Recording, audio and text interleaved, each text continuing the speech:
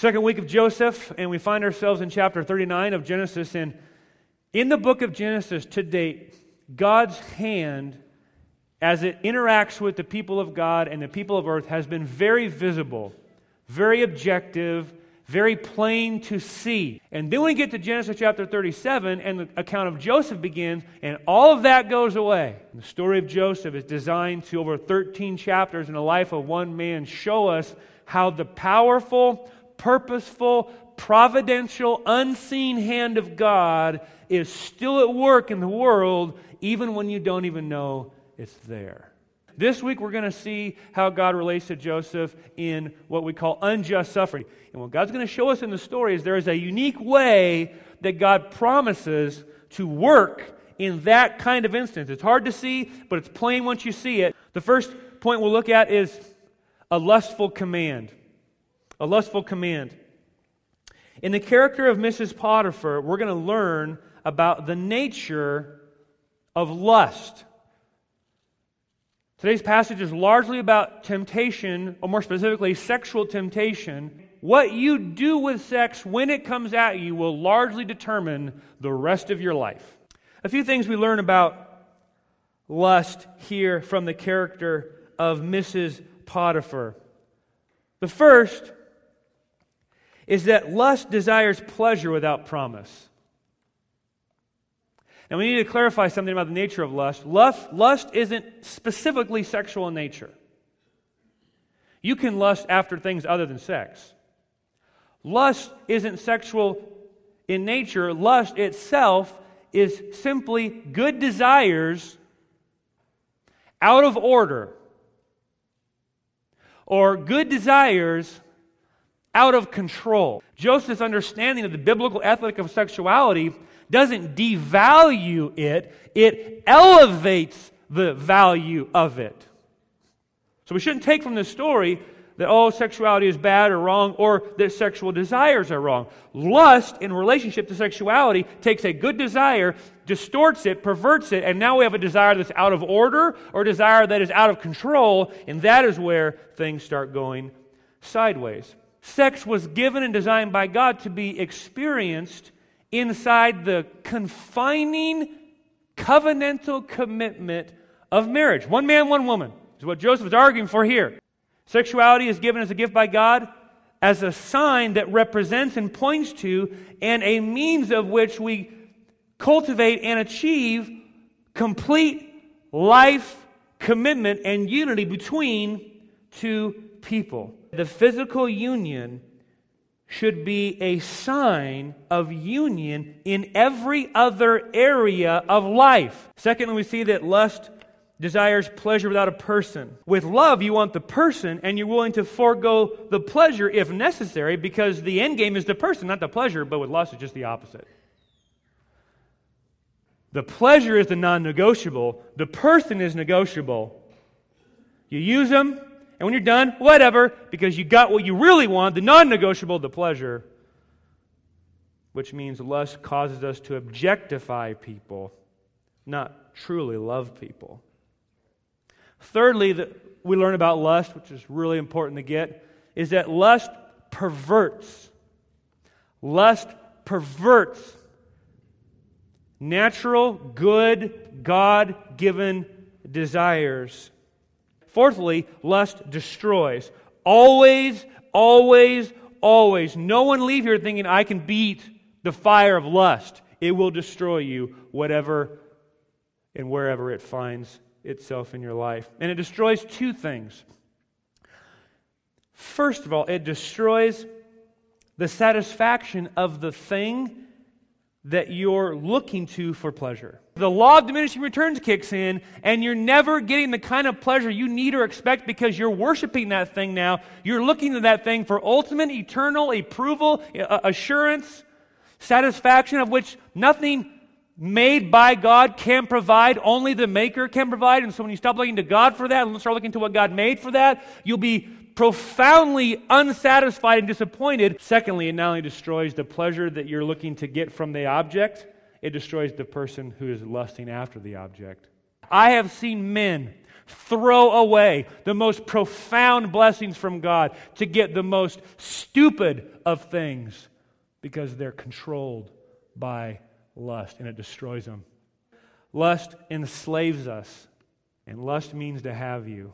And if you don't understand it, and if you don't recognize it, it'll consume you. And I hope that there is not a man who leaves this room who thinks, I'm impervious to lust. You're already in trouble. I hope there's not a woman who leaves this room. Lust isn't my thing. You're already blinded to it. Second chapter we need to see is not only the lustful command, but a righteous refusal. A righteous refusal. 10 things we learned from Joseph when the surprise attack of lust comes. Number 1 is that you got to resolve the issue before it presents itself to you, or you're in trouble. We need an army of men in this church that have that kind of conviction in their backbone. We need an army of women who have that kind of conviction from a young age in their backbone. I know what I believe, and I've done the research, and I've asked the questions, so I know why I believe what I believe. So this isn't a problem here. This isn't up for discussion. This isn't hard. I keep running. Second thing we learn from Joseph in responding to temptation is that you act quickly towards righteousness. If you don't act quickly towards righteousness, you will go down.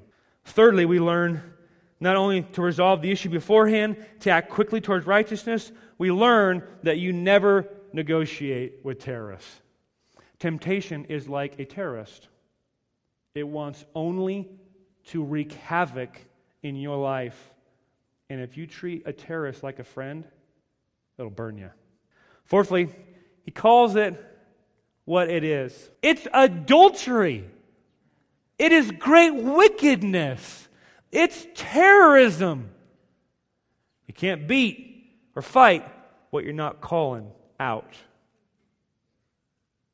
You won't fight sin until you call it sin. Number 5, 3, 5. Cultivate a compelling view of sexuality.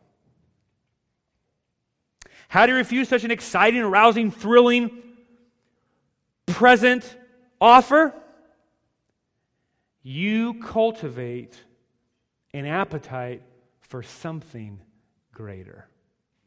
Number 6, that Joseph has cultivated a fear above God over all other things. Joseph sees that when I use sin as a commodity by which I gratify lustful behaviors, I'm sinning against God who gave it as a gift. Now, those first 6 were how to deal with the attack of lust in a moment. Here's how to deal with lust over a sustained period of time. You refuse to contemplate temptation. He refuses to make concessions.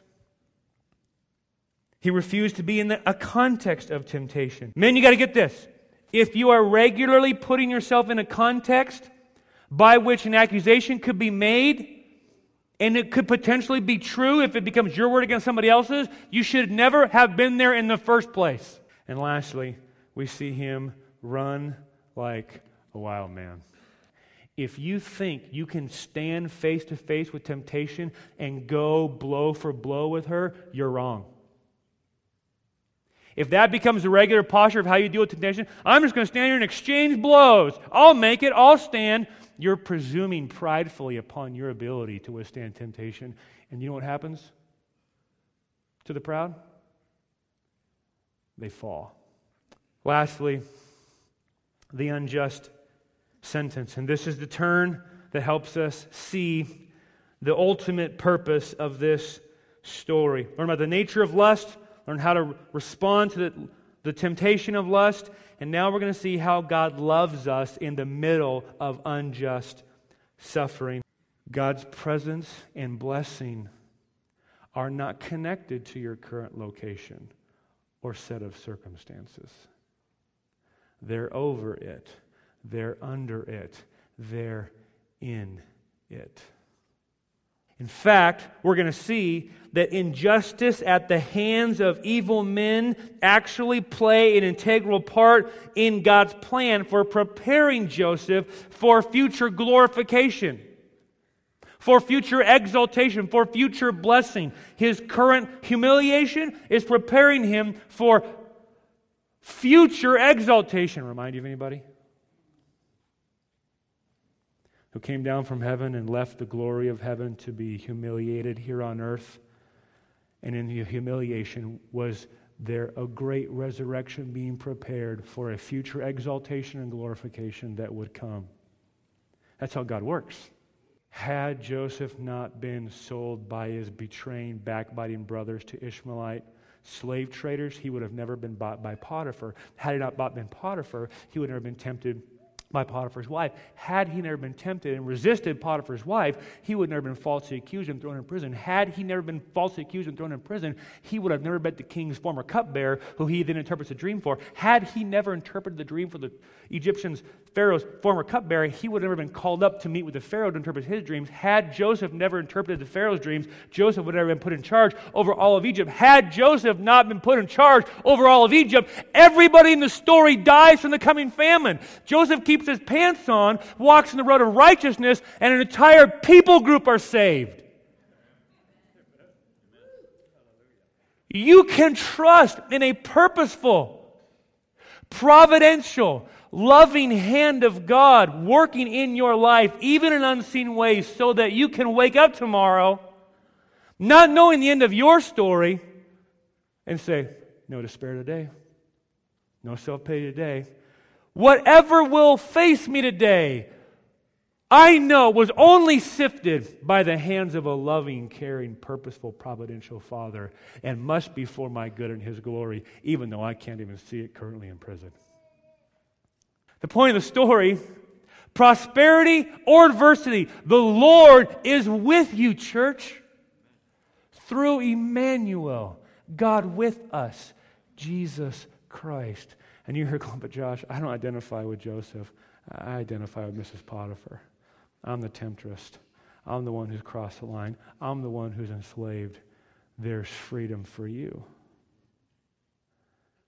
You go to Matthew 1, you read the lineage of Jesus' birth. You got Rahab the prostitute. You got Tamar the incest victim. You got Bathsheba the adulterer. You got Mary the single woman. Why? Because Jesus has them in His lineage as if to say, recorded forever, I'm proud of them. I love them. They acknowledged their sin to me. And I said in response, peace be to you. You acknowledge your sin before God, and because of Jesus Christ, Emmanuel, God with us, the one who came down and resisted temptation perfectly, unjustly accused and killed on a cross, humiliated in the grave and exalted on high, you can be forgiven. And the Father can say, my peace I give to you. And so we're loved by God through our suffering, not in spite of suffering, not removed from suffering, but in the midst of our suffering, He is there. Have you looked for Him lately? Have you seen Him? Have you even thought about it? I exhort you, look for Him. Even when you can't see Him, He's there.